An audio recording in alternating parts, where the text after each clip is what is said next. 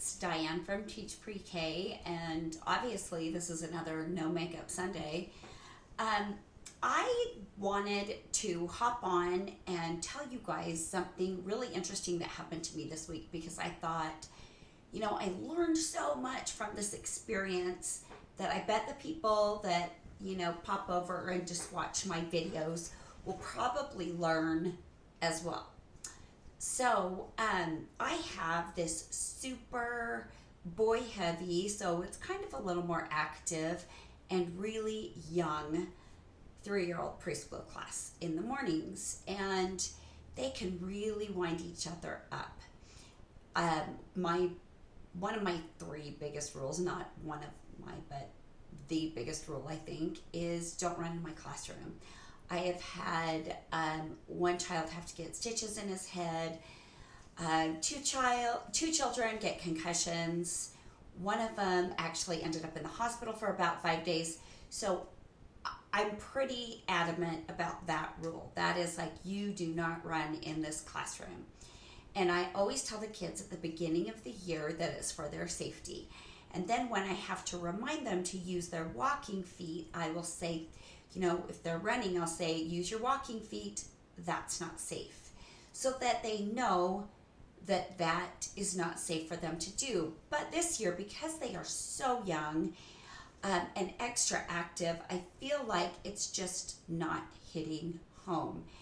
And I am saying, use your walking feet. I'm even going into the negative, you guys, and saying, no running in the classroom. And I'll tell them why again and again. And it's not sinking through because they're 3 years old and they're very young 3-year-olds.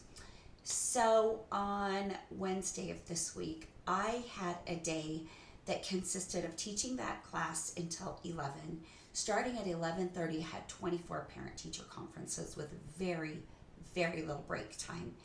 So I already knew it was going to be a very long day. And I saw kids running around on the rug during the end of center time. And I told them all, remember, walking feet, we can't run in the classroom. And then it dawned on me, how many times am I going to say this before I see results? Because I've said it about 500 times already, and I'm only in my 7th week of school, and obviously something is not clicking. And I also thought to myself, there's been a few times that I felt this exasperated frustration because I don't know, like, if there's one word for it, I don't know what it is.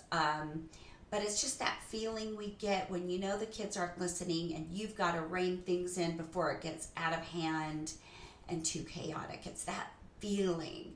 And if you're a preschool teacher, I know you know that exact feeling, and I need to find a good term for that. But I just knew I needed to do something. So something hit me and said, if you can't beat them, join them. And I thought, okay, how am I going to make that work? So obviously these kids needed to blow off some steam. They were ready to run around outside, but I wasn't ready to run outside. My 2 aides that I had that day, it was luckily one of the days I had 2 aides, they weren't ready. They were still working on their projects with the kids in small groups. I was wrapping mine up, and mine was also kind of the one where if needed, we could drop it off our schedule and I could tend to the kids. So I thought, I don't just want to police them. I obviously have to get this energy out some way. So I decided, instead of having the kids meet me or the other teachers where we were that day, I was going to meet them where they were. And you guys, I said, okay, I can tell, guys, that everybody, wants to run around the rug. They were so cute. They were running around singing the ABCs. They're like, we just want to do the ABCs because I have the ABCs around my rug. And I said, how about this? Let's go around the rug. We can't run because that's not safe in our classroom. But first, let's walk fast. And we walked moderately fast. I still keep it on the really slow side. And then I was like, okay, now let's hop the ABCs. And we hopped the ABCs. Now let's slide the ABCs. And we all practiced sliding. Some of them got it, some of them didn't get it. And I'm like, let's gallop the ABCs. Let's move like a cat around the rug. Let's become a giraffe around the rug. And we all stood up super tall. How about if we crawled on our belly like a snake? What if we fly like an eagle around our rug? And you guys, not only did they get that energy out and have the time of their life, but they connected to me. All their eyes were on me. What's going to be our next way to go around the rug? Our circle got a little smaller as they all wanted to be nearer to me. And I thought, wow, this is amazing. I feel so close to these kids. We are all having fun. We are all doing something that is fun. We're getting a lot of gross motor stuff in. We're talking about animals. You know, what if we meow like the cat when we walk around the rug like a cat?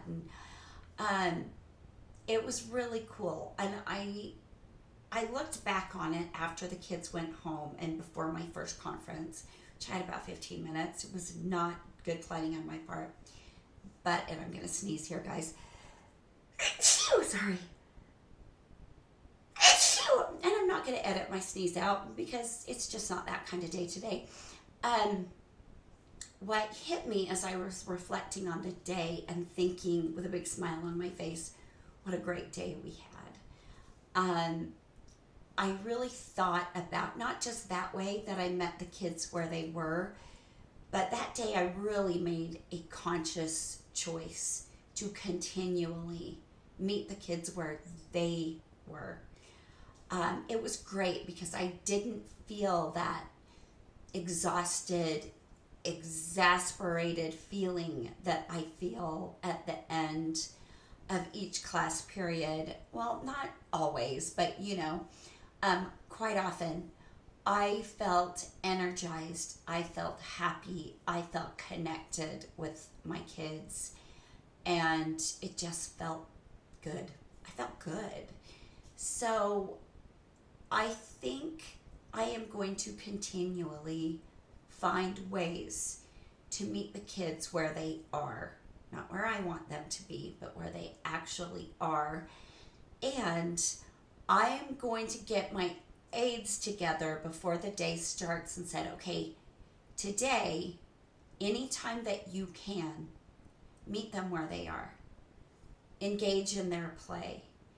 Take their play to another level where maybe they're learning something new. I did another thing where they had these little animals that I had out, these little forest animals, and there's bears, skunks, badgers, just all these different animals, the deer, the moose, and they were kind of playing with them, but then they started throwing them. So I thought, okay, I got to meet them where they are. I've got to go to them and create something. So I took a little chair that was nearby. I go, you know what we could do? This could be the bear cave. And it could also be on top where the owls live. And maybe a couple of squirrels live in this tree that the owls live in.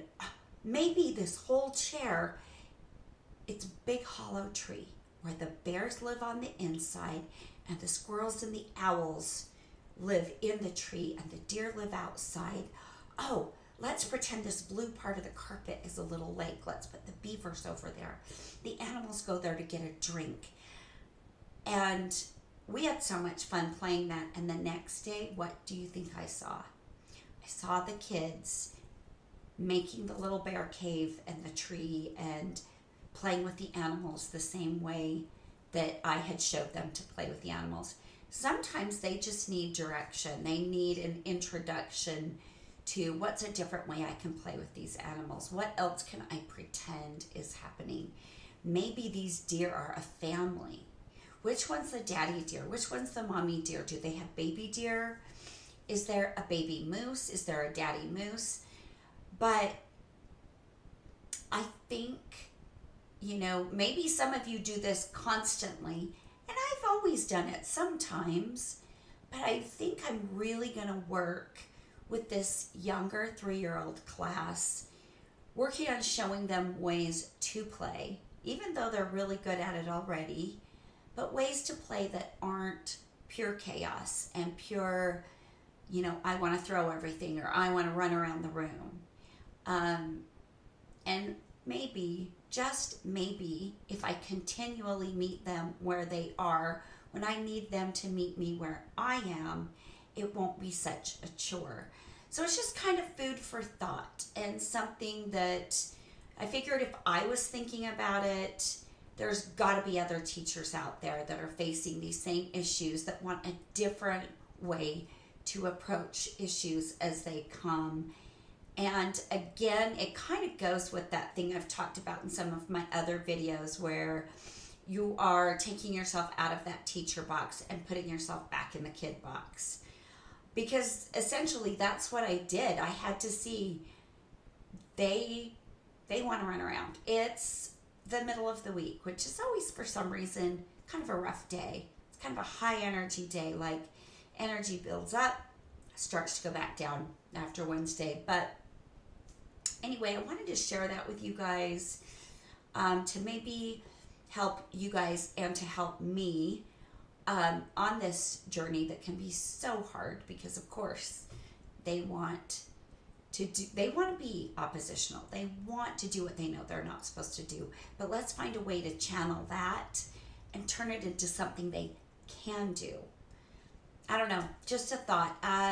Comment with your thoughts. That would be awesome. I would love that. But as always, thank you for listening. And maybe one of these weekends I'll have my act together and I'll actually have makeup on. But I've been working on lesson planning and so many other things. It's been kind of a sweats, glasses, unwashed hair kind of day. So I'll for sure see you later this week, and definitely next Sunday. So adios.